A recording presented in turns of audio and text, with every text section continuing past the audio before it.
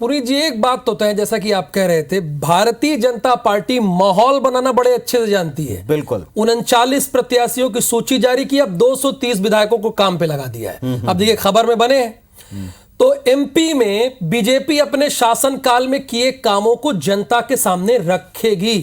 BJP के ही 4 राज्यों के 230 विधायक एमपी की 230 विधानसभाओं का रिपोर्ट कार्ड तैयार करने के लिए निकल चुके हैं। इधर बीजेपी अपनी अंतिम कार्य समिति की बैठक उस ग्वालियर चंबल में करने वाली है जहां पिछली बार वो पिछड़ी थी और सत्ता से दूर हुई थी। इधर कांग्रेस पार्टी भी 254 आरोपों को लेकर जनता के बीच जाने की पूरी तैयारी में।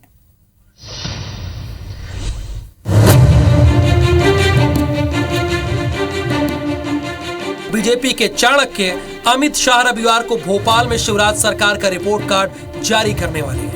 साथ ही ग्वालियर में होने वाली बीजेपी की कार्य समिति की बैठक में वे शामिल होंगे ताकि 2018 में खोए ग्वालियर चंबल को फिर से साधा जा सके। पार्टी की इन कोशिशों से मध्य प्रदेश में बीजेपी के चुनाव अभियान को और गति मिलेगी। विकास, जन कल्याण, गरीब कल्याण के मुद्दे पर हम जनता के बीच में जा रहे हैं और मध्य प्रदेश की जनता में भारतीय जनता पार्टी के समर्थन के लिए एक उत्साह की लहर है।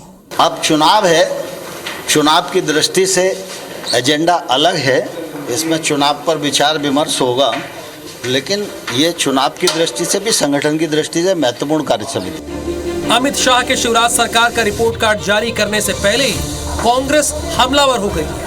कांग्रेस 254 घोटालों के साथ आरोप पत्र जारी किया है और कह रही है कि वो इसके साथ ही जनता के बीच जाएगी।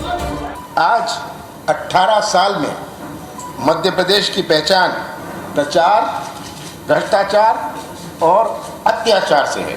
मध्य प्रदेश विधानसभा चुनाव का बिगुल भले ही अभी बजने में कुछ वक्त हो, लेकिन बीजेपी और कांग्रेस दोनों ही दल अपनी उपलब्धियां और सामने वाले की विफलता गिनाने में जुट गए हैं। विवेक पटैया, IBC 24, भोपाल। तो साहब, दरअसल रणनीति यह है कि एक तरफ तो सरकार का रिपोर्ट कार्ड जिसमें जाहिर बात है कि इतने बड़े नेता रख रहे हैं तो सरकार के पॉजिटिव और प्लस पॉइंट्स होंगे, और दूसरी तरफ आरोप पत्र जिसमें सरकार की खामियां गिनाई जाएंगी। तो जरा रणनीति सेगमेंट में जानते हैं कि रिपोर्ट कार्ड में क्या हो सकता है। देखिए, रिपोर्ट कार्ड में जहां तक लगता है मुझे, लाडली बहना योजना की राशि 1250 रुपए करने की घोषणा की जा सकती है। पुनीत जी, इसके पुख्ता है कि ये हो सकता है। बिल्कुल, बेटियों की कॉलेज तक की पढ़ाई की व्यवस्था हो, 65 लाख हेक्टेयर में सिंचाई के लिए पानी की व्यवस्था हो, ये पॉइंट्स उसमें हो सकते हैं। और छात्रों के खाते में साइकिल के लिए 4500 रुपए, मेधावी विद्यार्थी योजना के तहत छात्रों को लैपटॉप भी मिल सकता है।